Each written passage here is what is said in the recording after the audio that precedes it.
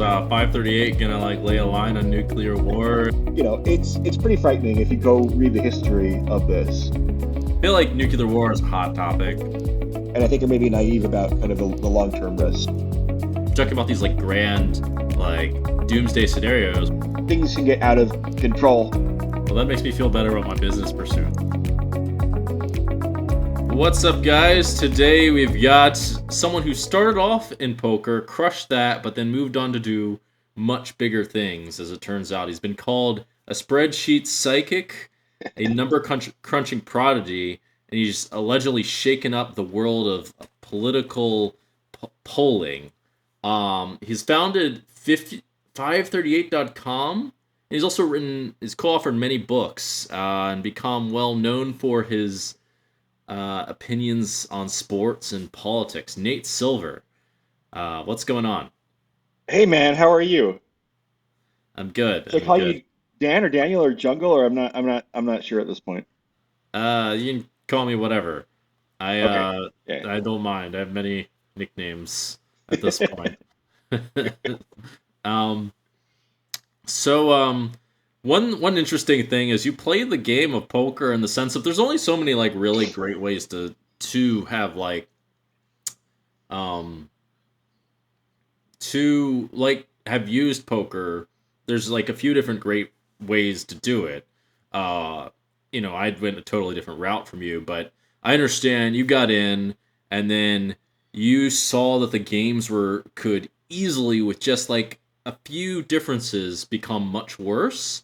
And then you got out at like once that just happened, you were like, bye, this is enough of this. I don't want to like compete with when things get tough. And it has something to do with the Pareto principle, where basically all the profits go to or all the losses come from like a few the biggest whales, and the top people are always okay. But like if you take away the biggest whales, now things get a little dicey.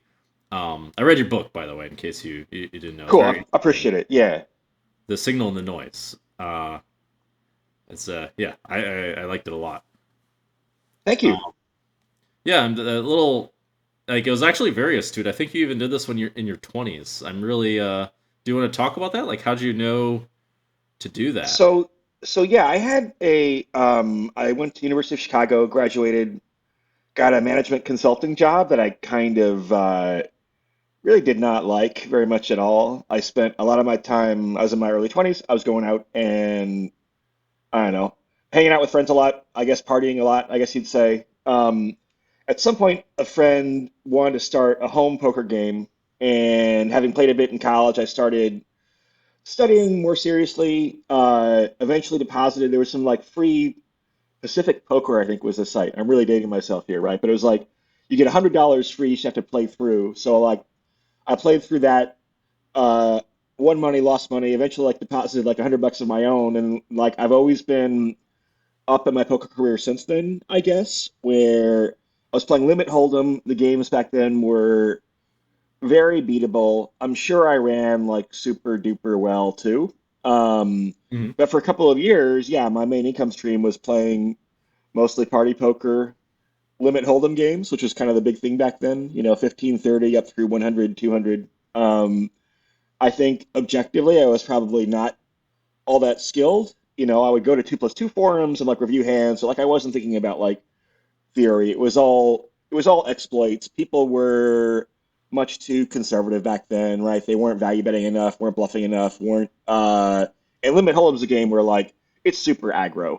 Um, so a style where you like put a lot of bets in, bluff a little bit, don't fold very much, pound people for value works, I think, pretty well, even kind of a blunt force approach to it. But yeah, so did that for about 2.5 years, and then in October 2016, the UIGEA passed. So this is like, excuse me, October 2006. So this is like 2 years before Black Friday. But Party Poker shut down to American customers. Several other sites shut down. At the same time, this is about when the transition from limit hold'em to no limit really got going, right? So like the games are drying up pretty fast. The fishiest players in the player pool are the most likely to not find ways to get their money in when it becomes more cumbersome. So I went from having a pretty good win rate to like over 6 months losing money or breaking even at best, and then quit. Wound up founding 538 shortly thereafter. But yeah, I mean, it went from like an ATM to like an endless source of frustration pretty fast. I think if I'd been more studious, I would have learned No Limit or tried to be more GTO or something. But like, yeah, it was free money until it wasn't. Yeah. It's poker can be like that. It can feel like the easiest thing ever, and then like just suddenly. I've had a few experiences like that. I've had the opposite happen too in some strange ways. Specifically when I started studying Sims, I had the opposite happen. I was frustrated. I was actually a bit of a freak run. I remember in 2015, I couldn't win to save my life. Then I studied The Sims, and then for like 200 hours, and then all of a sudden just started annihilating out of the blue. It was very strange. I mean, I talked to you a little bit about this, about like strange runs and things like that. I've had quite a few of them, but we'll see if that's a good topic for later. It sounded like you were doing baseball sports betting as well around that time. That seems to be a big interest of yours. Is that right? So I worked at the same time for a company called Baseball Prospectus, which is still around, and yeah, built projection systems for them, uh, other analysis in general. So yeah, I'm a big sports guy. I'm not really like a big sports bettor. I probably should have been, right? I think sports Okay. betting is like, um, well, I don't know. To actually be like a winning sports bettor as opposed to now and then. I mean, I think like I can probably like have enough to just like be break even-ish and have some fun with it, right? Mhm. Um, Hmm. I've never quite invested the time into like actually trying to beat sports betting. I probably could have like back 15 years ago when we had our forecast models. I think they tended to do pretty well against like Vegas over unders, but like I don't know. I think sports betting requires relatively full-time dedication, as poker probably does too, Yeah. right? But like poker, at least there's more of a cumulative effect, right? Where Well, like I actually should say poker doesn't. I should say I'm doing sort of. I'm trying to apply the Pareto principle to poker and a bunch of things. In that most of the money profit actually comes from like 20% of the games, you could say. yeah, And I want to do other stuff myself, like have a podcast. Maybe sports is like that. I don't know. I've never really sports betted. I don't know for sure. It's just like uh I put it like this: if I were serious about trying to make money at sports betting, I would invest a lot more time in Oh, it, right? okay. As opposed to, okay, here are a couple of sharp models, and you shop around for a good line, and now and then. Like my guess is I'm somewhere break even or break even plus 0.5% or something, right? But like clearly I'm not like investing the time or energy to like actually be highly proficient. It's just kind of fun for relatively small amounts of money. Okay. So, what is it about baseball that attracted you so much? Why? Yeah, why baseball? First of all, I mean, somehow this got into like weather and what was it, earthquake prediction and Yeah. poke. Well, So a couple of reasons. One is just so this is like, 10 or 15 years ago. Back then, the other sports weren't very analytically driven, right? Now all the NBA teams have like statistical analysts, all the hockey teams have them, right? okay. Um, Baseball is kind of like the Moneyball era, way ahead of the curve. But also, like I had grown up a big baseball fan. I was 6 years old when the Detroit Tigers won the World Series. I usually wearing a Tigers cap. It's lost. I'm wearing a Yankees cap today. Um, but yeah, it was just kind of like a childhood thing, and like always loving Okay. math and loving numbers. When I was like 11, my friend and I started playing like fantasy baseball and like would dominate the adults, right? So we started doing it for those Mhm. reasons. But no, it just was like a lifelong passion, basically. I mean, right now I watch less baseball than other sports. I kind of agree with the critique that baseball has become harder to watch. Uh, Everything is a strikeout or a walk or a home run, right? There aren't as many balls in play. They're trying to fix that now, but What? growing up, baseball was like my favorite sport. and was Why the most why like is numbers. why has it become like that? Um, I think teams have figured out that just employing like a lot of relief pitchers who throw really fast and kind of Oh, literally like swinging for the fences, right? So like oh, baseball, I mean it's base, right? It's a game where you're on the bases and base hits, like that's fun, right? Stolen bases are fun, doubles and triples are fun, right? Home runs are fun in doses, but like it's become, I mean people blame like quote unquote analytics for it, but it's like this is like the right strategy for the game and like it doesn't make for a well, yeah. particularly attractive product and like it's not the analytics fault. It's like we'll tweak the rules then. People are going to in any system are going to adapt to the rules and figure them out when you have a competitive market, right? Yeah.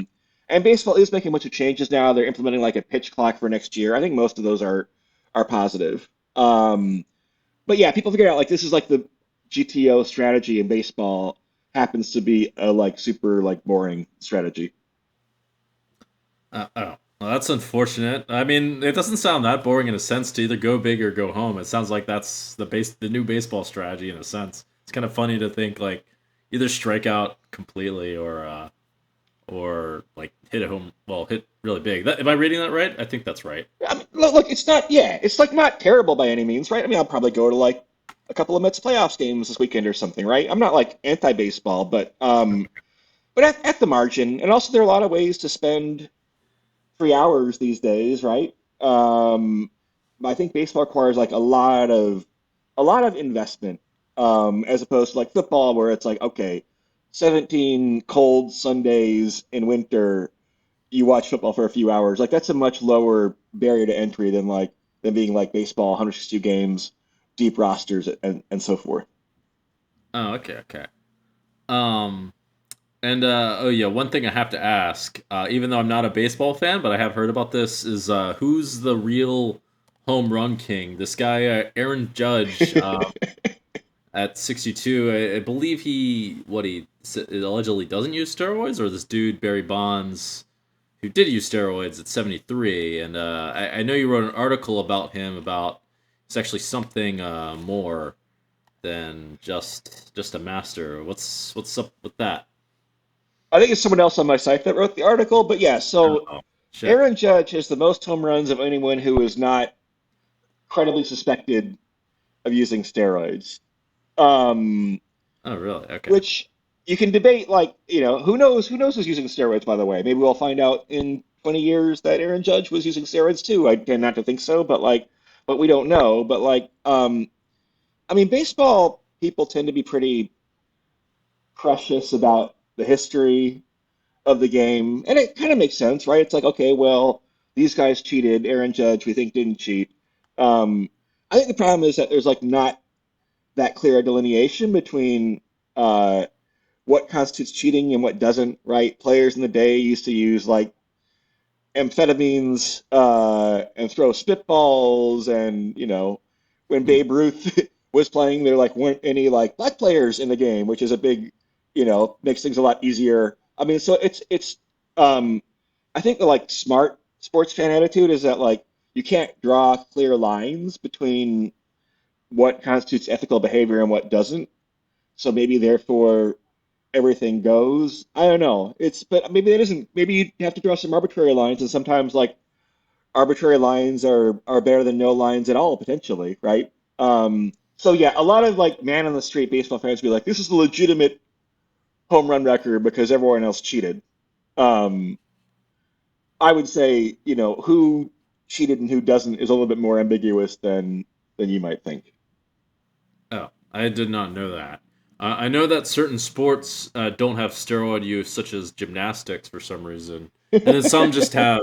It's just like totally rampant, such as in bodybuilding, if you call it a sport. Like I know in I wonder about football or American football.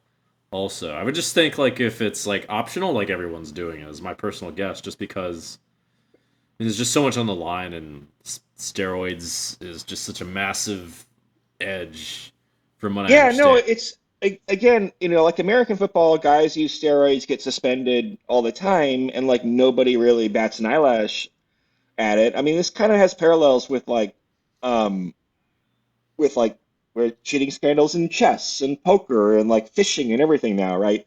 If there are market incentives to cheat, there are people, I think, in any one of those domains who are like ethically against it and won't, right? But like, if there is a market incentive to cheat and there's not enforcement, then like the market's pretty efficient. People will pay the price of cheating or pay the way to avoid detection or take the risk, and it's as true in baseball as any other field. But no, like Barry Bonds is probably rational to take steroids, right? Yeah, I mean, um, it can definitely be rational, and if you look at things from a very limited perspective, to cheat. Actually, there's a related topic to that I want to talk a bit about, um, because yeah, we'll get to that. We'll see if that's one that piques your interest. It's more about the whole grand theme of the signal and the noise and what it really yeah, means and that kind of stuff. But the cool thing about the idea of the signal and the noise in the book is that it just like there's so many parallels to it. Um, like it's not just poker. It's like literally what is the truth and what do you find and what's all the nonsense out there. I don't really understand the jump from baseball to earthquakes and weather. It sounded like maybe you got bored and it was like, oh, let's try something a little tougher. Let's figure out weather and politics and all these like things that have tons of variance and just don't converge nearly as fast. Don't have as strong of a feedback loop. I mean, so part of that was like I'm talking to people in other domains that involve prediction or forecasting. So yeah, I don't know how to forecast the weather myself. I look at my apps. Oh, But the weather forecasters are pretty smart, right? They're like most like ex like Air Force people. They're very really? good. Like people make fun, like not like the I didn't expect goofy TV meteorologist, right? Because the TV meteorologist is like some airhead, right? Who they hire for good looks, basically. But like the hardcore like that. NOAA federal government people or like AccuWeather people who like actually build their models are pretty good. In part because the models are like driven by physics, right? It's not just like, oh, let's kind of solve some regression analysis. It's like we actually like have a good model of how the atmosphere works, and we just need accurate data, and we can kind of do like differential equations. So it's pretty cool. People like now look at their weather forecast and like make plans based on it and take that for granted. Like that was not true 30 years ago. 30 years ago, the weather forecast was like not much better than like random, right? It's improved a ton, and those guys are smart, and women, I should say too. Oh, that's interesting. That was just I remember reading it was like totally unpredictable. Um, I didn't know it was like totally random. I didn't know come that far. I guess Well, that's I a mean, good that's like a sign somehow. slightly, although like they do cheat though. Like the local TV meteorologists exaggerate how much rain there'll be. It's called a wet bias because they think you'll get mad at them if it rains when they say it won't, right? Oh, Whereas that's if so if they say funny. it's going to rain, yeah, and it doesn't rain, you're like, oh, it's nice. What an unexpected bonus, right? But like, so their incentives are also shaped by the market. Oh, that's so funny. Yeah, that's a weird one. Like, if I wonder if there's any like solution to that doesn't involve lying. I mean, are there other similar sorts of parallels in like politics and sports? I mean, there's Uh, there's lots of stuff, right? Like, you know, men exaggerate their height by 3 inches on online dating profiles, in part because everyone else does it, so you have to. I mean, I feel like with Oh, that's an interesting topic, by the way. That's that what you yeah, just alluded to, because that alludes to a very big theme that's going on. um, COVID, it feels like people had to. Let me be careful what I'm saying, right? I think people always felt like they had to give like the most extreme version of their case, whether it's pro COVID precautions or anti whatever else, right? Because like people know that they'll discount what you say by X%, so therefore they exaggerate by 1/X% to try to get you to the right place. And I think that I I think see. Yeah. that's an unhealthy like long-term equilibrium. I think people in general are like much too short-term focused when they're communicating risk and uncertainty, right? They don't realize that like it actually is kind of like a long game, and that people will adjust their expectations if they've been misled before. Well, yeah, Um, that's called sabotaging trust, right? I mean, like if you know someone's yeah, going to exaggerate, you're like, well, what the fuck does it mean when they say something, you're just, or if they change their story or something, you can't believe their story. It's like the girl who called cried wolf, I think is the name of it.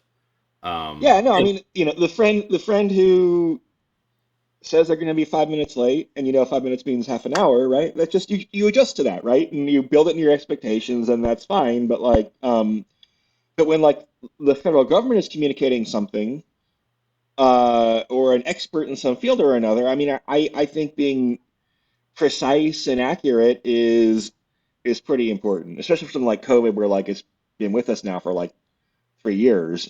People have adapted to misleading messaging. well, yeah, I actually had somewhat of the same thought in that it occurred to me that, it occurred to me that things like lying and stuff, and actually all sorts of like, I mean, I personally think, but it's hard to prove, that all unethical ways of dealing with things, or less healthy ways, is actually what I would say the more precise way. It's like, why say you're gonna be 30 minutes late and have someone adjust, and just be like, I'm gonna be, or why say you're gonna be 5 minutes when you can just say I'm gonna be 30 minutes late, and then they don't have to adjust to your like lack of respect for their time. Uh, Yeah, I and don't know. Yeah, like I don't know what people are trying to accomplish with the saying 5 minutes, right? I mean, you get into these perverse things where, like, also, like, if I'm trying to decide between Lyft and Uber, which to get to Newark Airport faster, right? I mean, the one that like lies to me probably is going to get my business, and so it becomes pretty perverse.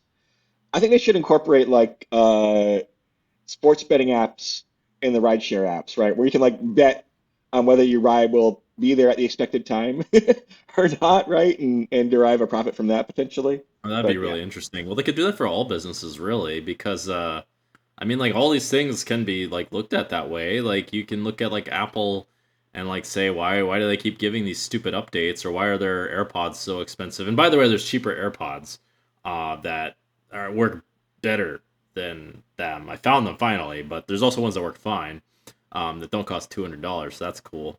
I had the same thought, by the way, of like, well, more precisely, my thought was: is there a correction for all these like cute little tricks that these businesses use? I think there is, because like at some point you realize these companies lie to you, and you stop buying from them, or you buy from someone else who's like, we're gonna be honest. I mean, I don't really know. This is just what I think happens. That they're honest and they're clearly more trustworthy, and then like actually what happens is in fact a bit of the reverse, which I suspect is the customers slowly fade off, and it's kind of like sneakily done and a little bit unpredictable. And I would think, I don't know if it's predictable or not, that Apple or whoever loses customers based off of like things like that because of their competition, unless they're like keeping up close attention to their competition. But it's actually, I noticed that the correction probably does look a lot like the what do you say, the tricky thing in the first place, the tricky move in the first place, like the reverse of it, which I thought found to be kind of compelling. Do you agree with me, or what are your thoughts on these kind of like these general trends of deceptions and things like that? I mean, I was talking with a friend yesterday who is in the fashion industry of all things, right? And she was talking about how like all the very, very prestigious brands in fashion are like not American. A lot of them are like Italian or French, right? And like high end like luxury fashion. Hmm. And she thinks it's because like, in the US you have venture capital who want the return on investment very quickly. They're not protecting the long term of the brand, and the fact that like that Europe is more about the technique and the long term and the family run businesses, right? It's not for every industry, but like being very protective of your brand with a very long term focus actually can like pay off in terms of high upside sometimes. I guess Apple is like not the best counterexample because they are pretty protective of their brand in some respects. But I Oh yeah. think like kind of short termism is often detrimental to people's long term best interests. Even like applying a discount rate, right? say I care less about what happens in the future than what happens currently. I think people like even when you apply that, I think people have time horizons that are sometimes like irrationally short. Okay. Do you think the short termism sorts of strategies are often or always bad in the long run? That's what I personally wondered myself. Maybe you've looked at a lot of details and some. I don't. Is that a topic that interests you? Yeah, I don't know if I have like a general take apart from like um, people are impatient, right? And like I mean, but look at people's incentives. If you're investing in businesses, you have a time horizon usually measured in years, right? You know, venture capital has above average returns in part because they have like a longer time horizon. They can be thinking 10 or 20 years out instead of 3 to 5 years out. And so they do get, at least the more stronger firms get like very high return on investment. So, I mean, in general, like, probably goes to like, I don't mean to give personal advice, right? I'm not sure if I'm that long term focused on like personal stuff, but like playing the long game, I think is a pretty reliable heuristic across a pretty wide range of domains. Yeah, yeah. I mean, that's definitely for sure. I mean, this topic, I want to take to somewhere like pretty spicy. That I'm not sure if it's exactly your topic, but we'll get back to that. I want to talk a bit about more about politics, um, especially. Uh, I forget what it was exactly that I wanted to ask, but what did you ever like decide find a way to make any money off of Oh, COVID. That's what COVID. Yeah, yeah. I know that you think COVID. People are the governments are basically doing a stupid job with COVID. Do you agree with that, or what are your thoughts now? Is this like something that you think we got to just squash down on, or it's Yeah, I over? think the governments are doing it still. I mean, there are like, there's a very long-winded critique I would give, but to keep the theme consistent, like for what's happening right now, like the US government has chosen to invest like no money in future pandemic preparedness, right? Um, That's so weird. whereas like it's insane.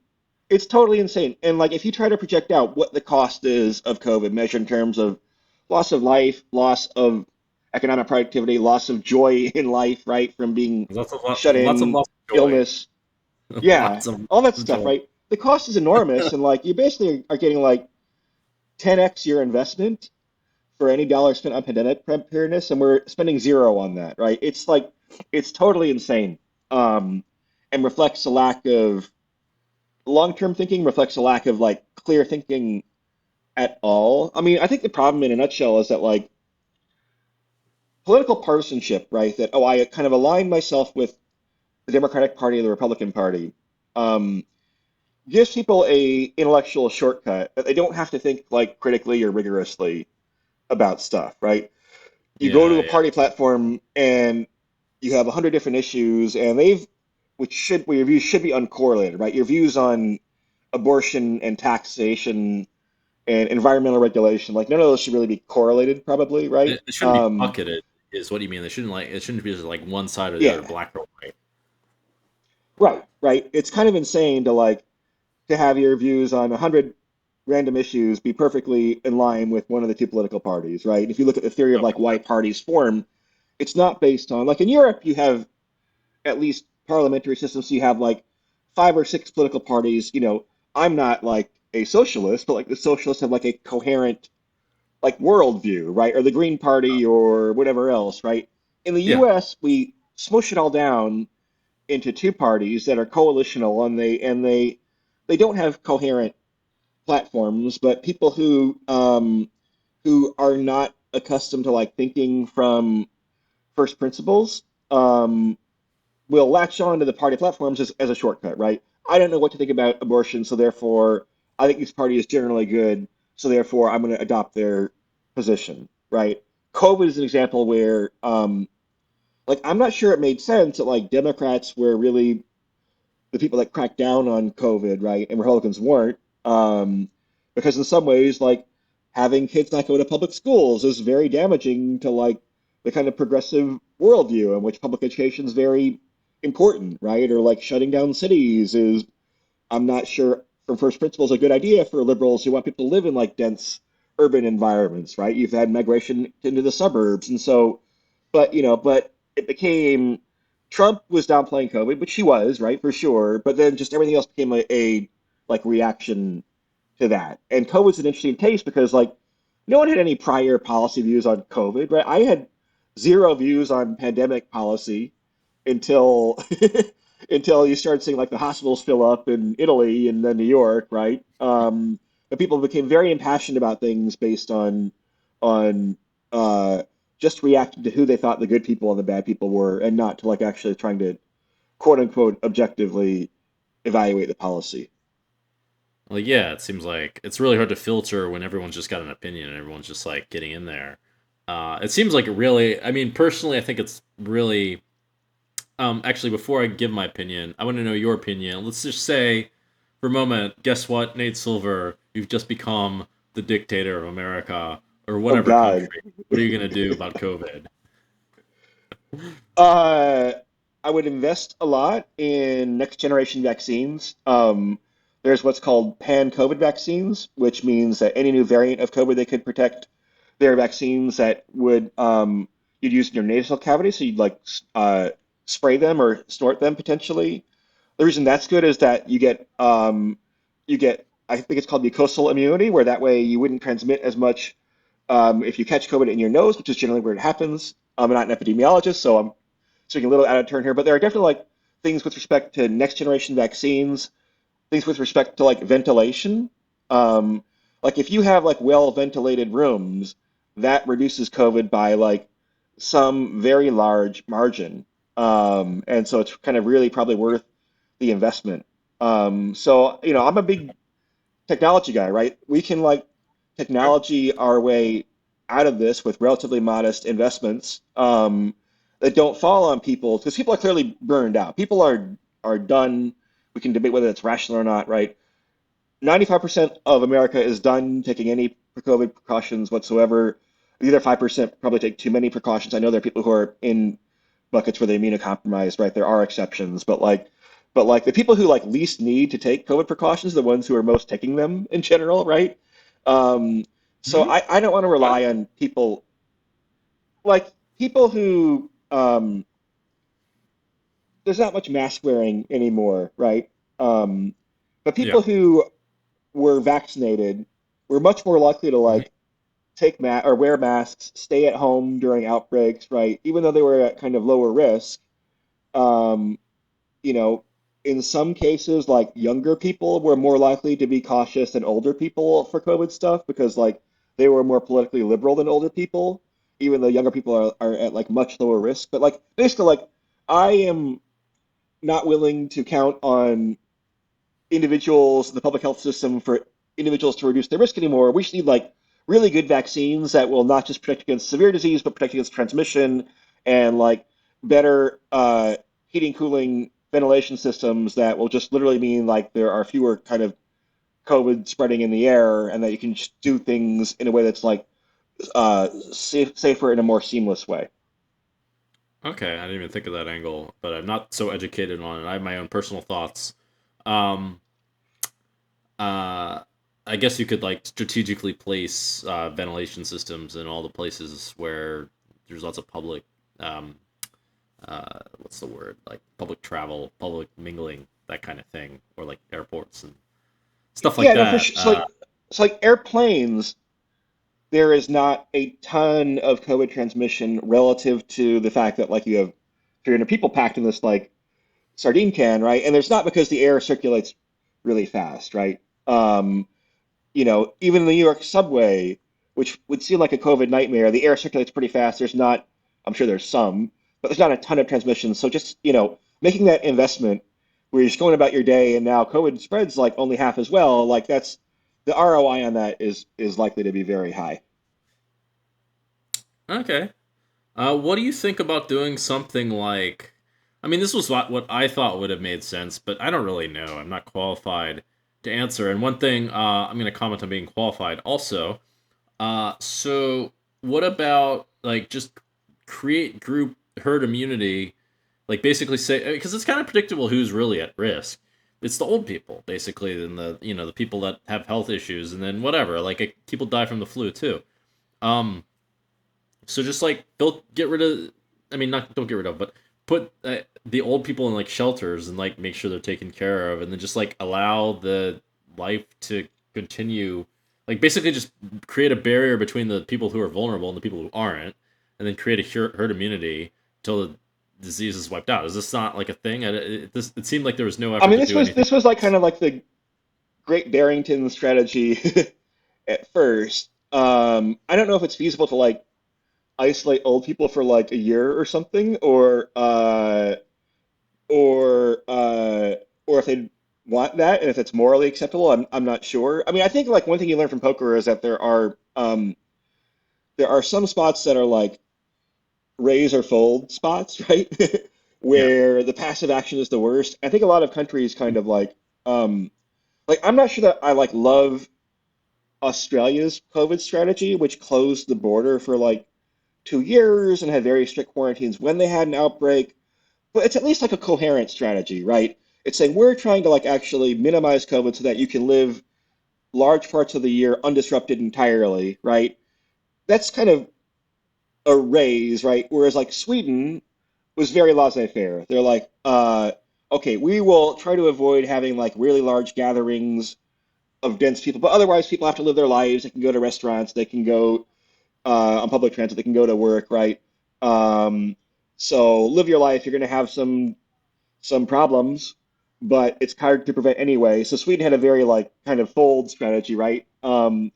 Everyone else like kind of called and wound up kind of stuck in the middle, right? You know, most European countries took lots of precautions that disrupted people's lives, but had lots of death anyway because you have to like really be quite all in to actually prevent COVID in the long term. And so, you know, sometimes the middle ground is the worst place to be.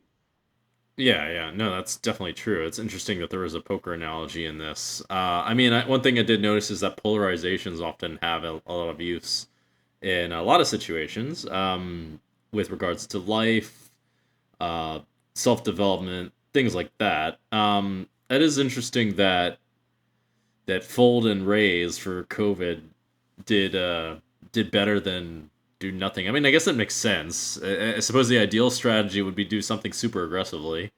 Uh, I would presume. Is that right? And just like really Yeah, I mean, clamp down. if you could have stopped COVID to begin with, I mean, COVID has been really freaking awful, right? Like millions of people have died. There's some amount of long COVID that's also pretty bad. I mean, it's been terrible. If you could have prevented COVID from occurring at first, then that would have been extremely valuable. Oh yeah, that would have been really the But you move. know, but people don't understand like Play sunk pre-flop right. cost very well and marginal impact and yeah, yeah. Because this is the thing, right? People who say I don't think it's worth taking X COVID precaution at this point, like it's not minimizing COVID. It's just saying we are doing cost benefit analysis, and like at this point, the kind of cat or COVID molecule is out of the bag, and to take costly stretches that have at best a marginal impact and may delay cases, you know, it's too late at that point. But it doesn't mean that like I mean, it's scandalous that like that the world didn't have better strategies for cracking down on COVID when it was containable in the very early stages potentially. Yeah. Oh, that's definitely. I mean, that's the most obvious answer for sure. One thing, on the one thing that you reminded me of with the raise and fold thing is that there are some city states of sorts or like similar sorts of situations. I think Singapore qualifies as a city state that have these kinds of like very firm lines that people um, have to follow, and it seems to work really well for the government. And it just made me think like maybe it's just like you just have to use razor fold a lot in a lot of these spots. Whereas, I mean, I think America with whatever's going on in America, for some reason, America is like one of the most uh, has the most issues in a way, most like variations of toxicity. Um, Yeah, I the think it's U.S. is been interesting. well, I mean, our system is very has a lot of veto points, is the term used in politics, meaning like even if you want to do something, we have so many different layers of government and checks and balances that it's like hard to do it. Hmm. Um, it's a very pluralistic and diverse country. It's a very polarized country. It is interesting, right? The U.S. has begun to have a big downturn in life expectancy relative to like European countries, right? Like the average That's American weird. lives like 5 or 6 years less than the average like Weird. people in a wealthy European country. Even though our Why? economy, there are lots of theories ranging from cars and guns, right, to the healthcare Like, system. kind of what's going on in the streets? No, we have a lot of guns in America. We have lots of we're far apart. We have lots of cars, right? People die in driving accidents. People drink and smoke, although not as much as Europe, I don't think, for smoking rates, right? No, it's not a totally solved problem. I mean, one way to put it is like Americans are more risk taking No, than it's true. Yeah, Europeans, right? We have more makes sense. inequality, and so people on the lower. I mean, I think for sure. I mean, it's didn't. I'm not sure if this is like always true. It's like not true in poker, ironically, where like the Europeans are crazy and Americans are kind of nitty. Yeah. Um, but America has always been a place. It's very entrepreneurial. It's historically been friendly to immigrants, right? You move here and you uh, take a risk and found a business, right? Um, it's always been kind of part of our spirit. I mean, poker is an American game origin-wise, even though it's now played everywhere. The kind of frontier mentality is still with us, and that has benefits and costs, right? We have an economy that has continued to grow despite lots of hiccups, faster than like Europe, but our life expectancy is declining, and it's kind of disturbing.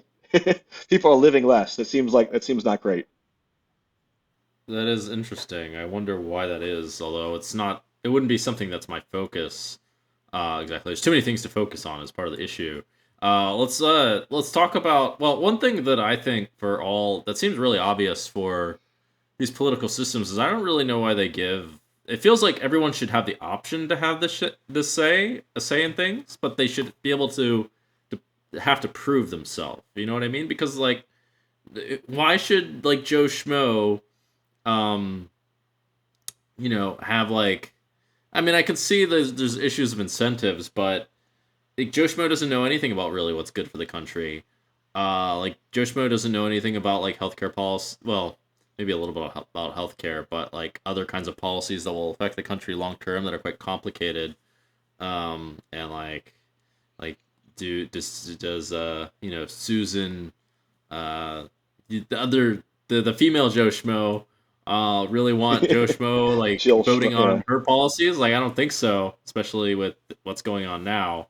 I would think that like something like a republic, as suggested from I think Socrates was the one who suggested a republic kind of system was more appropriate for governments Yeah, I mean, the problem doing. is I don't trust anybody really. I don't trust Joe Schmo, but I also don't trust Dr. Joe Schmo, who has all these credentials, right? I mean, I think experts have failed us in foreign policy, like the Iraq War, and I think the performance of expert agencies during COVID was generally not very good, right? And so, um, democracy is maybe more robust to some types of failures. It'll fuck up a lot, right?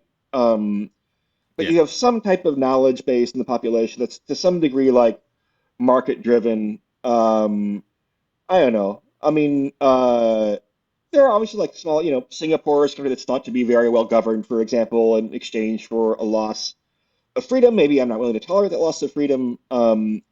But like it's hard for like pluralistic societies to work without some type of democratic apparatus, I think, right? You couldn't right, have right. a India governed the way Singapore is, for example. Okay, okay, that's interesting. That's like kind of necessary. Yeah, I mean, the governing of city states and smaller countries is not at all the same as these like bigger places. Although there's some, I forget what I was gonna say. I mean, there's got to be some point where things start to turn, essentially. Like definitely in the past. Well, in the past, like there's a major difference between groups of 80 humans. Well, not humans, but what was it? Yeah, maybe humans. Because this was like a big the groups of Neanderthals couldn't like actually build groups larger than 80, and then Homo sapiens could, for some strange reason. This like made like all the difference, but like apparently like chieftains were really limited in the past. I read an interesting book on that called Non-Zero. Yeah, I think there are maybe some nonlinear areas about different group sizes and when people can have like personal relationships with every other member of the group. But I don't know what those thresholds are exactly, Yeah, so I I should do. probably read that book. Yeah, me neither. Maybe you'd like that book. It's not that mathematical, but I do want to talk about some ideas from it. But first, I think we have to, if we're going to talk about politics, we have to talk about Trump a little bit because I understand that even surprised you. Like, what's up with that? And um, Well, yeah, I'd say in the general election in 2016, we were on the right side of the market. We had Trump with the 29 or 30% chance, and like the market was at like 15. So for us, you would have bet big on Trump, and because I think like a gambler, like to me, that was a successful, good forecast. But yeah, I don't think I expected Trump way back, zooming back to 2015. I don't think I expected Trump to like take over the Republican Party, and in some ways, I think I wasn't like cynical enough about the Republican Party and about American politics, right? I think I had naive ideas about, oh, people kind of are good at heart and they kind of pick out their issues, and yeah, they get a little out of line sometimes, But no, I mean, Trump like making very base appeals to, anti-immigrant sentiments and populism and sometimes racial sentiments, right? That's always been a part of politics, and I think I was just kind of dumb and naive to not recognize that there's been like an eternal appeal to like populism and and this is the way politics works in many parts of the world for much of human history. you never thought of like the chances like racist policies Well, would no, but you grow actually. up and you're like, I'm sure it's easier if you're like white, like I am, right? But you grow up and you're like, oh, we elected Obama, right? It wasn't like, oh, America has solved all its problems with racism. And racism is like the animating theme in a lot of American politics, right? Um, Yeah, but it felt like, true. if you kind of grow up and you see the Cold War, I was born in 1978, so I'm 44, right? I think I'm just old enough where you kind of have this like window where it seems like progress is made, right? Communism is defeated, and then we're in this kind of post-communist era, right? You're a little younger than me, right? And so that seems naive. Um, you're like, oh, this is the good thing. The trajectory of human history is like toward improvement. And then when I'm how old? I guess 23, September 11th happens. You're like, oh, that was pretty bad, right? Uh, and then kind of shit goes bad. But you're the baseline expectation for someone born kind of late Gen X or early millennial on the fringe is that like society is making progress, electing Barack Obama president is a sign of this progress, right? And then I think that made me naive and people of my age group naive, but me especially about Trump. Well, it made me naive too. I lost. I bet over 2-1 that he would not get elected. Um, and then I remember getting off a plane and just waking up and just like looking at the polls and just having it was like a mini nightmare. Like I couldn't believe that I lost. Like a friend was telling me it's a sure thing he's not going to get elected, and I had a friend that bet at late odds of 50-1 that Trump would not get elected. Yeah, well, I mean, there was like a lot of misinterpretation, right? The polls in that race in 2016 were pretty close, and Clinton was favored, but like people, it was kind of crazy. It would be like tuning on a football game, and the Patriots lead the Dolphins 21-17 with a quarter left to play, and people saying, "Oh, there's no way the Dolphins can win." It's like, no, it's just like insane, right? It didn't make sense.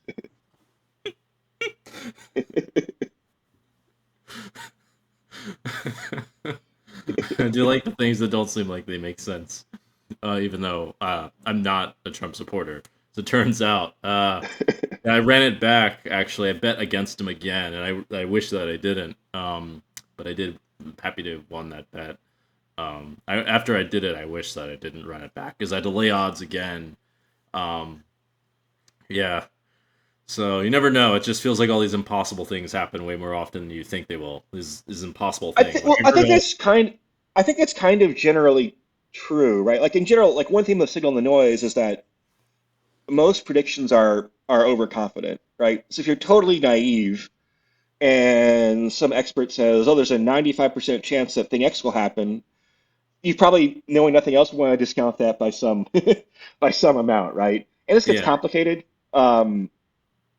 Like how do you forecast the risk of like a nuclear war occurring Oh, that in leads us Ukraine, to right? one of our next Yeah. topics. Is 538 gonna like lay a line on nuclear war? Like, are there any Trump bets going on?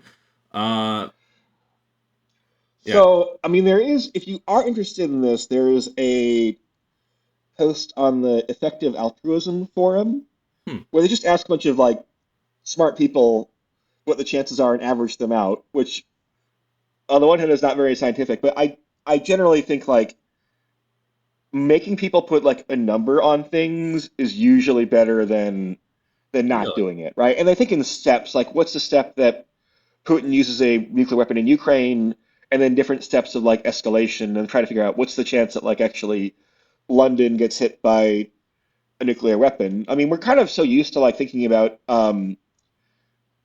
I don't know, like but like that's relevant, right? Like there might be a point at which if I thought there was an acute risk, I would not want to be living in the middle of Manhattan where I do, right? I certainly don't think we're at that point now, but like people kind of resist thinking about these things in a specific way, and it just kind of leads to like a lot of fuzzy-headedness, you know.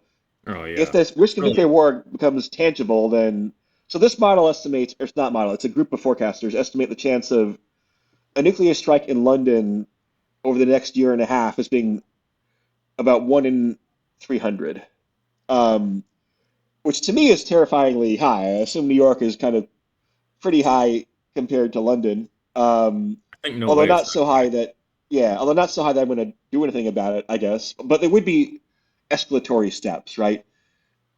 It's not very likely that Putin would just launch a nuke on New York tomorrow, right? But things can get out of control once you have any nuclear weapon used. You also have a higher risk of accidents. Uh, so things can happen unintentionally.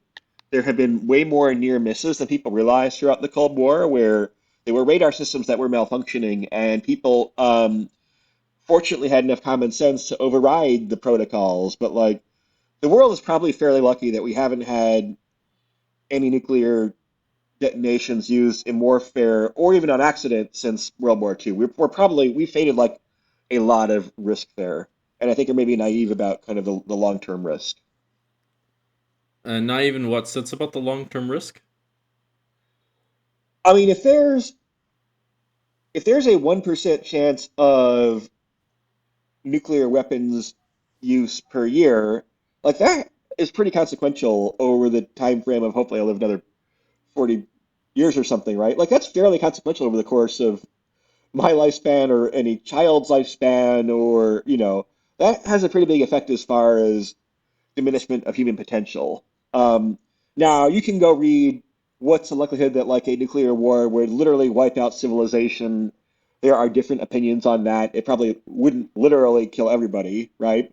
Yeah, it's very hard to But do that. like but like a 1% risk per year, and some people think it's lower, but it's probably higher right now for sure. I think it's got to be higher currently given the situation in Ukraine. Like that's a lot of risk to fade.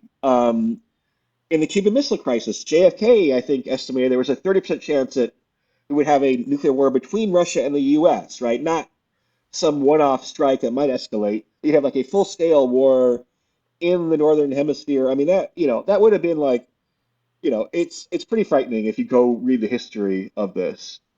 Hmm.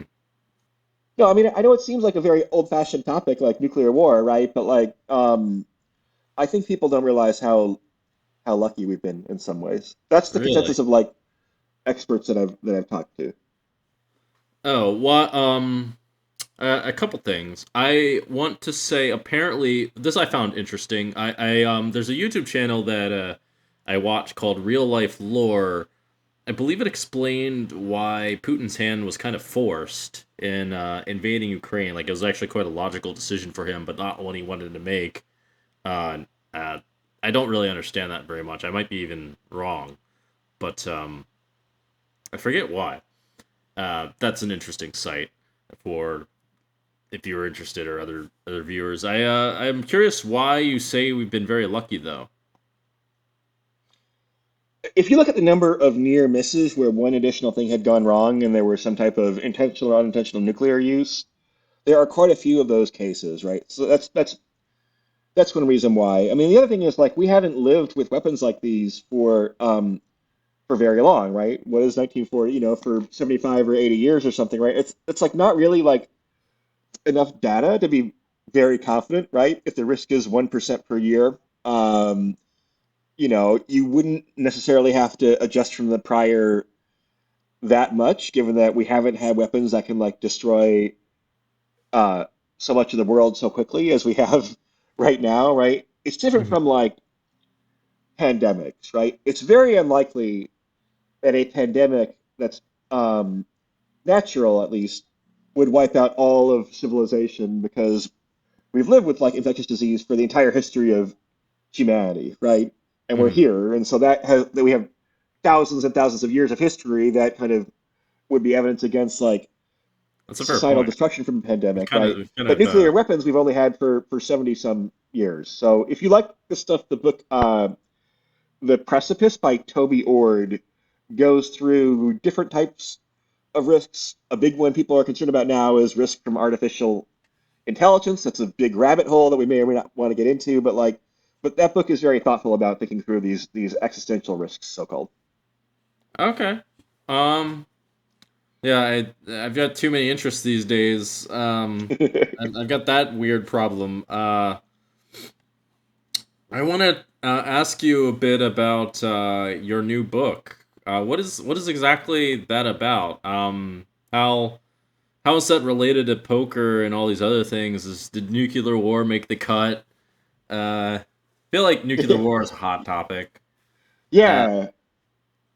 So it's a book about gambling and risk, and so there's basically like three parts to it. And the first part is about like literal gambling. So poker and sports betting. I've talked to you for the book. Talked to lots of great poker players, sports bettors. The second part's about markets and investing. So I'm talking to people who run venture capital firms. I've talked to entrepreneurs. I've talked to hedge fund people. I've talked to people in crypto and art and real estate. And the last part's about kind of risk in society at large. That's where like the nuclear war stuff comes in, and where discussion of COVID comes in, discussion of artificial intelligence, because there are people who think we're all going to die because computers will get really smart and kill us, right? Um, there are smart people who think that, and so trying to unpack that for people is part of the book. But like more to the point, it's also Interesting. like you meet a certain type of person that's common across these different domains, right? Analytically inclined people tend to think a lot alike. They tend to have personality traits in common. So it's trying to kind of unpack who that type of person is. are how how do I ask this question? Like, how do you what kind of traits are we talking about? I know you made the distinction between foxy and I forget the other one in your Hedgehog, yeah, hedgehog. Oh yeah, like Trump's a hedgehog, yeah. and you want to be more foxy when it comes to prediction, and you want to like take your time and like sniff things out a little bit, that sort of thing. What other traits are we talking about here? And what kind of are you I like mean, aiming towards a specific demographic or? I think it's like a cluster of personality traits, right? I mean, I think a big one is, I mean, literally the term analytical analysis means to like dissect or to break down, right? So people who are Oh, good at this are good at like decompartmentalizing a problem. Let me give one example, right? So it used to be that like Chick-fil-A, which makes chicken sandwiches that are pretty tasty, according to some people, had like very conservative politics, right? Their CEO was like anti-gay, and they still aren't like open on Sundays and very religious, right? So like they a do lot it of well. liberals, Whatever they do it well, even though they're yeah. then I wouldn't A expect lot it. of they in the pandemic when you couldn't like do anything, right? Going to Chick-fil-A, they were really organized, but that's not, but so if you're good at compartmentalization or decoupling is a term that's sometimes used, right? You can say things like, I hate Chick-fil-A's politics, but they make really good spicy chicken sandwiches, right? That's a way to Mhm. like break down the problem into components. A Yes. lot of people like aren't good at that, right? The Oh yeah. fact Yeah. that like Notice. they don't like Chick-fil-A's politics means they're incapable of like quote unquote objectively judging the quality of their sandwiches, right? This happens in politics a lot where there's this halo effect from, so like that type of kind of clarity of thinking, the ability to like think abstractly. In poker, you have to think, okay, what if I play this situation that way? How does that affect my overall approach to the game, right? You're abstracting from a solver, you're trying to find the general principles involved. Like most people don't do that. They're very ad hoc. They solve one problem at a time. They don't care about consistency or hypocrisy. So these traits are somewhat unusual. Even being very like When you're methodical saying about poker like players cost. don't care about consistency and hypocrisy, or the other way? No, they do. Oh Yeah, yeah, relative yeah, to like normal people, right? yeah. I saw Um, you read my blog on that. I was flattered. oh And one yeah. thing, one thing. Well, I'll let you go on first. No, but like I mean, but that type of brain is unusual, and it's especially unusual relative to like politics and journalistic and literature types who it's not like they're like not smart. It's just that there's like applied analytical reasoning is a skill that most people can get away with not using, right? Oh wait, And you have to yeah, learn to use it if you're trying to like play poker, if you're trying to do other things, right? If you're trying to like make money in the markets, you kind of usually have to have that skill set. If you're running a small business, you have to have that. But there are other things too, like, people, it's a cliche, but like being cool under pressure and learning how to like use or not use your emotions and when they're helpful, like that's a very important skill, right? It's oh for important in sure. poker, but I've talked to people who are like they're like explorers, people who like climb mountains for a living, or people who like run these very difficult small businesses, right? Where they're trying to stay afloat and like just being able to like be cool under pressure uh, is a very important life skill that is kind of very correlated with the ability to like take risks intelligently, right? Like people Sure. think that people who are risk taking are like, Maverick in Top Gun, where they're just like, oh, it's trusting my gut and throwing caution to the wind. It's like, no, the more like meticulous you are about being prepared, like the more risk you can take in a successful way, right? Um, Okay. so that's one message of the book. Okay. Well, that makes me feel better about my business pursuits of sorts, or about my other odd variations of risks. I never thought. I mean, I guess I never really thought about it, but I guess maybe integrity and the opposite of a hypocrisy is like a really important skill for poker. It'd be interesting to qualify for that one, specifically in a business and in other areas. I mean, it's kind of weird because I meet all these people, and it's just to me, I'm just looking at them. I'm like, this person's like a raging hypocrite. Like, what the fuck? Um, and I'm Yeah, just no, that's a trait. I remember your blog post like that. Hypocrisy bothers me maybe more than it should. well, it's But it's probably really because like, important. I think actually, I think hypocrisy is yeah, one of the worst traits. it is. But if you are trained to like sniff out flaws in people's thinking, flaws in the market's approach, right? Then I mean, I think it kind of sometimes makes poker players uh like not unpleasant people, but like if you're in, I've been like in a long-term relationship, right? You have to like turn that off a little bit if you're like in a relationship, right? You don't want to like have the first thought Oh, to for be sure. like, oh, your partner has some project. That's Oh, that's terrible. here's the problem with that. That's hard to turn. That's hard to turn off sometimes. Oh, well, I mean, I've met people are not that are constantly judging people. Uh, it's I don't want to specify too much, but they're constantly judging people, and they're never like, "What about me? Maybe I got some problems too." Um, For and sure. Yeah. I don't know. It doesn't seem like I don't know how. I guess you could say being analytical can be that problem. The irony is like I find. I mean, I would presume you can like aim that tendency in the opposite direction. You can say, oh, what about all the good things this person has? Like usually the bad things are a reflection of the opposite. All the like errors, you just invert them, and like that suggests the positive stuff. I would think, generally Yeah, that'd speaking, probably be factor in how it like works together. that'd probably be much healthier. But I'm not sure that's the way that my my brain works, right? It kind of just looks for inconsistencies. And like in politics, that will piss people. Like on Twitter, I'll piss people off because I'm like looking for like the logical flaws in people's arguments, including people that I might agree with about Oh, I'm looking for that most all the things, time. and I Yeah, and I just like can't like I can't like shut up about it for too long, right? Like the first time they'll get away with it, right? The second time, the third time, like, I'm sorry, I have to be that guy who points out that you're totally full of shit and hypocritical about this point, right? sometimes it's good. Um, Sometimes it's really important. I think it is. Like, I think in the long run, it is good, right? I mean, I think it is like, um, people do better when they're capable of improvement. And yes, there is positive reinforcement that can produce improvement, but if there's no negative reinforcement, right? If there's no price to pay for like a hypocritical, counterproductive political argument that will persuade people toward the wrong idea or that will persuade people away from a good idea, like, I think one reason why our political parties are not very healthy, is because there's like not a lot of internal criticism. If you're a Democrat who criticizes other Democrats, then people get very mad about that. And if you're a Republican who criticizes Trump, you're like literally cast out of the party, right? Those are very unhealthy tendencies. yeah, yeah. Well, you got to pick your battles. Like sometimes people's hands are tied. I presume, especially in politics, it's like people are really handcuffed.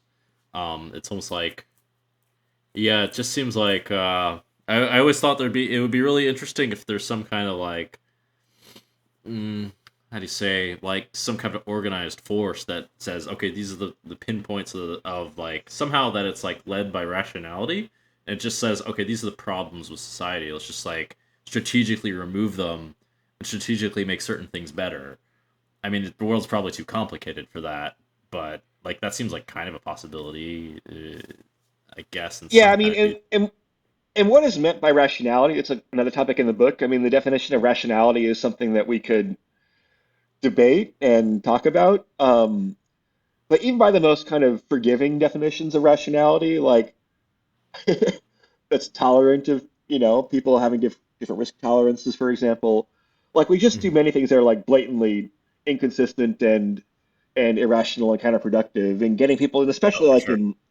in politics, right? Because like politics is like the opposite of this in some ways, right? And I don't mean that in like a flip, oh, it's like it really cultivates unhealthy mental discipline and poorly applied reasoning skills, right? It's all about confirmation bias. It's all about defending your team, even if it means being hypocritical. It's all about taking shortcuts, Yes. instead of and being ad hoc instead of being rigorous about analyzing things. Yeah. So the more kind of people get obsessed with politics and everything gets. I mean, again, I thought the stuff on COVID, the extent to which people were willing to like do a lot of harm to themselves to the extent because their politics is, if you are someone who is like, I think everyone should have gotten their first vaccines. Talk about boosters. I think the boosters are a good benefit too, but like everyone should have, really reduced their risk of severe outcomes, for anyone above the age of 30, right, by getting vaccinated. But like people didn't if they believed in a certain political party, right? And likewise, like there are people who still like are not living their life and anything that people would normally think of, having a robust, healthy, like social life. And not many, but there are a few, and many more people for the first year or two of the pandemic, right? Like that's a very costly thing. If you're immunocompromised or you're in a special circumstance, I understand that. But a lot of people were just like not that. They were doing it as a political statement because they thought it was like virtuous to stay at home and order DoorDash, and not be one of those bad people who, oh my God, actually goes and experiences life around other people, which is like most of the good things in life involve being in groups or crowds of people, right? And like the fact that people couldn't like, you know, couldn't see that this is a big trade-off, maybe worth it if you have an acute risk of death, yeah. But like people just use partisan shortcuts as opposed to really thinking through problems. Yeah, yeah. Like that's a really hard problem to solve on the whole. Oh, actually, um, I mean, it is incredibly frustrating, also, but like I've been thinking about that a lot. This might be a topic that interests you for your book because you're talking about these like grand like doomsday scenarios. What about like kind of like the opposite? Because one I think is super likely to happen. If you read the book Non-Zero, and another one I think could happen if we survive long enough. The first one would be a new world order, which I don't know. This topic excites me. But if you look at in this book Non-Zero, basically, it like it well the idea of non-zero is really important. It's a whole nother topic of sorts. But basically, as you were suggesting earlier, that humanity is basically getting better and better. You can see it through the course of history. Like it started off as like these chieftains where the chiefs like abused the people and they got all the girls and just like had all the riches and it was like but they couldn't abuse them too hard. There was a limit to the abuse. It wasn't like all it was 100% bad. And then like eventually the feudal states developed and then like there became serfdom. The serfdom came into being and like it was better than being in a chieftain. You could say that at least. And then then democracy came around and all these other ideas. And it basically says uh, that certain things in history are actually inevitabilities, like Aristotle, for example. Like some person like Aristotle is going to happen, and there's other variations of Aristotle and things like that. And other like eras. There's like a Leonardo da Vinci of sorts. I forget his name, but in India, history is just an incredibly deep topic. Like things just get deeper and deeper. It's crazy. Um, but basically considers that a new world order is inevitable, and presumably that would be better. Crazy stuff might happen before that, but that might be a topic that would interest you. The other one I'll just mention briefly because I want to hear your thoughts on that. Uh, and The other one is just the collective enlightenment, which is gets into really spicy territory. Um, but let's start with the this idea that the world might actually unify. I mean, so one of the things that I didn't realize until I started studying like economic history is how much so much of human history was just totally miserable, um, Oh where there's very yeah. little growth for many, many, many, many centuries, and then all of a sudden, exactly when it's dated and what it's attributed to is a matter of some debate. But the kind of industrial revolution slash enlightenment, some of the ingredients here seem to be capitalism and liberal democracy. Um, you just hit an inflection point, and it's been a hockey stick ever since. If you project that forward, then there's huge amounts of growth ahead. Some people think that there's a lot of growth because of potential artificial intelligence, Oh yeah, and that yeah. could produce some singularity. I don't know what I think about that, but yeah, no, people have gotten. I think people don't have a good sense for how much better life is now than it was,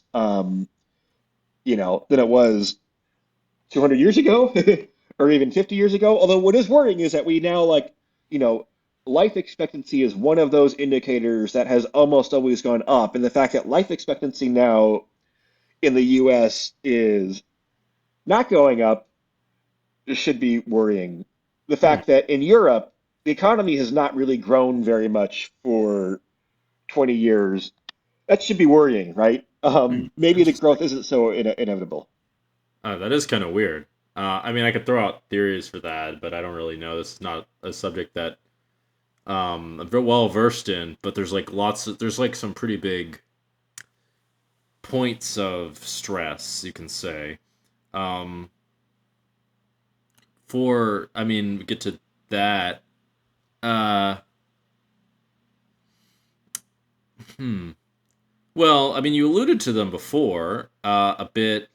I think you did, but basically, in a lot of sectors, there's this like because the world is becoming more globalized, there's this like the effect of values, or excuse me, virtues is becoming. I mean, what's her name? Liv Bowery talks about this quite a lot. She likes it.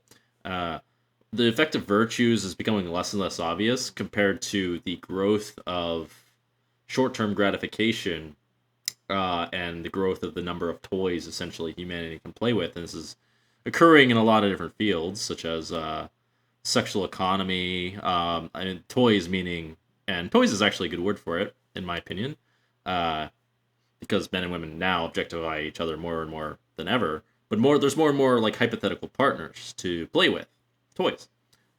And there's more and more, video games, things like that, that can distract people from stuff that actually is beneficial for society, and things like that. So that could be. I mean, I personally think that could have some really drastic negative effects. I wonder if like you look at any of that stuff in the math.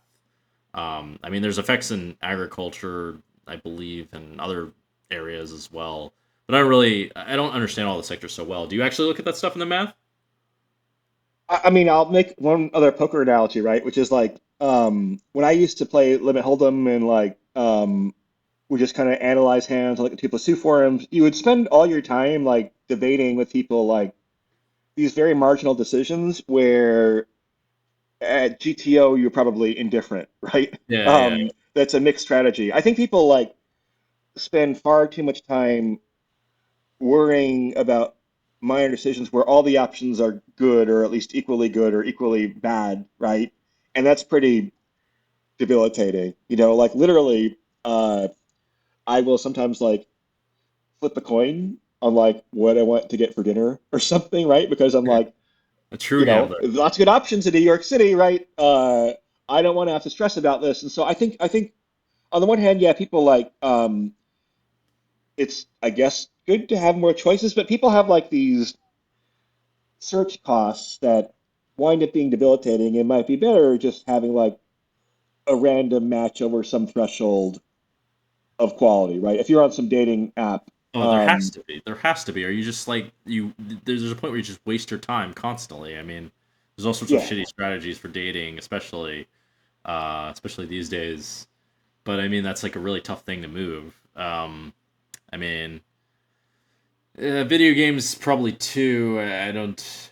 I don't know. Go on. Actually, your turn to talk. no, but yeah, that's part of the book is trying to find little insights from poker and gambling that have helped to shape my thinking, right? Just kind of indifference and how much indifference in competitive strategies is correct and mixed strategies. Like I actually found that to be like a weirdly profound insight in other aspects of life. I want to ask. Yeah, before we go, well, a couple things. Do you find that poker and gambling helps you with like almost any area of life? Do you find, I mean, not necessarily poker, but the whole like way of, I mean, it would be great if it is poker, but the whole way of using gambling, do you think it just like crosses all these different dimensions? You're saying about Um, poker? yeah, I've been playing a lot of live tournaments over the past year and a half.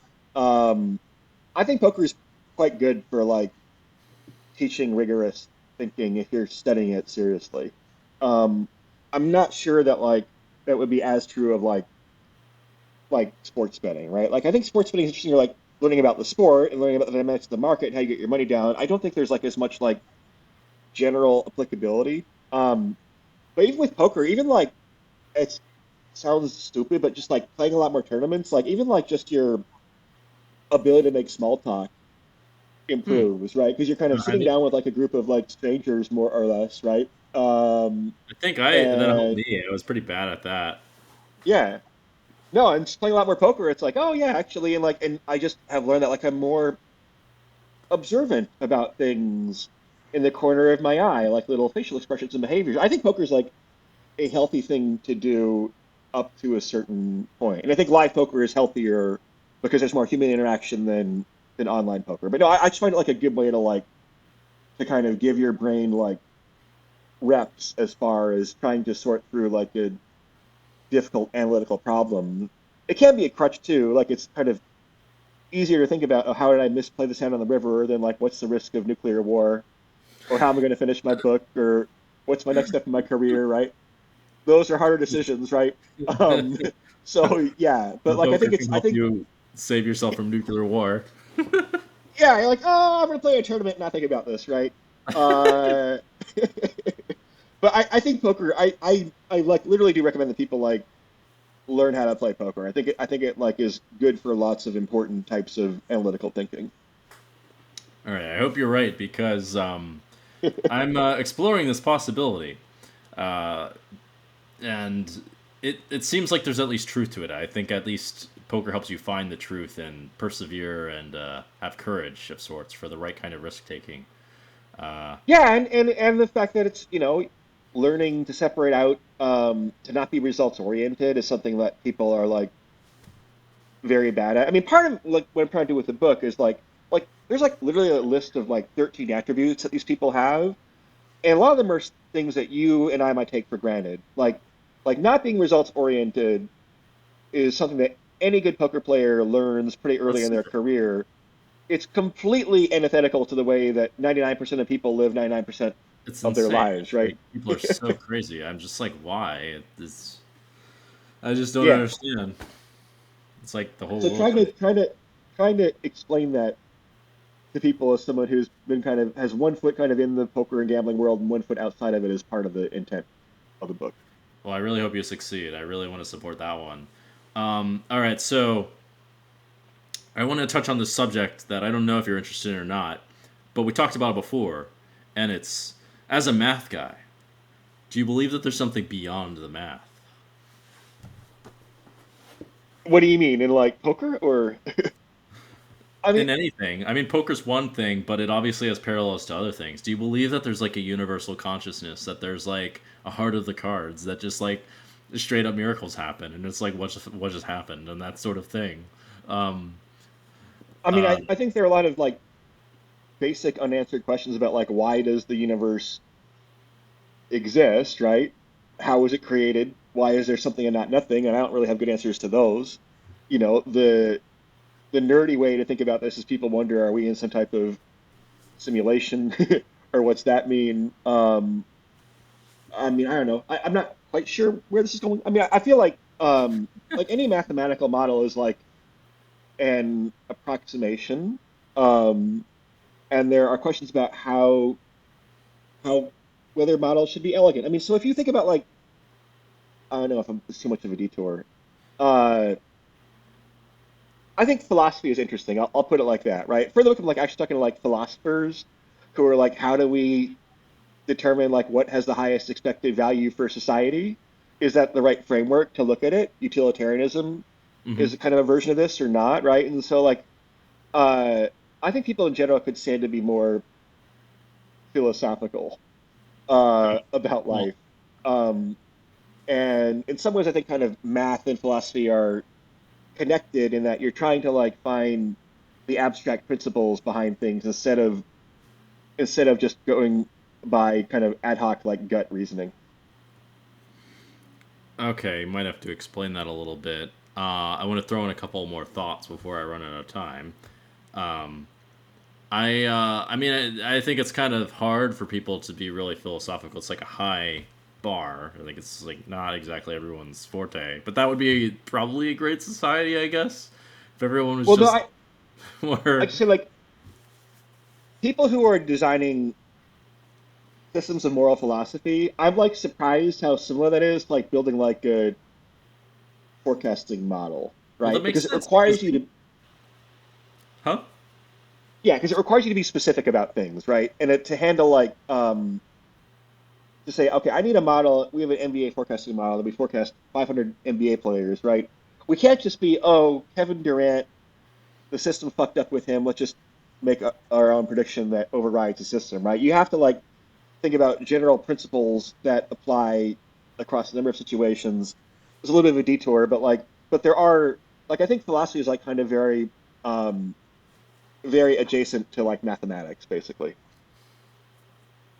I mean, that should make sense. I mean, if you take, I've taken a philosophy class or two, and it looks a lot like math. I mean, it's like pure logic. Math is logic. Um, I would think a couple thoughts. I would think that yeah, it should look a little bit like weather in a sense, or forecasting something, because like dealing with people is dealing with. I mean, people have essentially they're essentially gambling. There's probabilistic things that people will do and won't do if you do certain things. If you treat people a certain way, they're more likely to respond. If you come off arrogant, they're gonna become. There's a good chance they'll be arrogant back. If you're nice, there's a good chance they'll be nice back. Like that sort of thing. So presume, it's like somewhat predictable in this kind of sense. Yeah, I'm not sure. I've kind of studied like how to like get along better with people, but I'm sure that like if you were rigorous about that, that would do very well, right? Like I'll have some friends who will it's one thing that women understand that men don't, right? Hmm? Um, Women friends of mine will like very often you hang out and the next day they will send like a text saying, "Hey, it was great to hang out. I'll see you soon," right? It's such a minor thing, but like women friends of mine do that. Like male friends like never do that, right? That would be weird. But like it's very affirming and probably very good for helping to build relationships. And I bet if you studied it, it would have like a hugely high like return to spend five Interesting. minutes the next day thanking someone for taking the time to spend an evening with you or something. Like it's probably really a very healthy emotional habit. This is a tool that you use when you're learning about networking, by the way. But it all kind of points in the same direction. I mean, I don't know if you've noticed the same direction that we're kind of leaning in.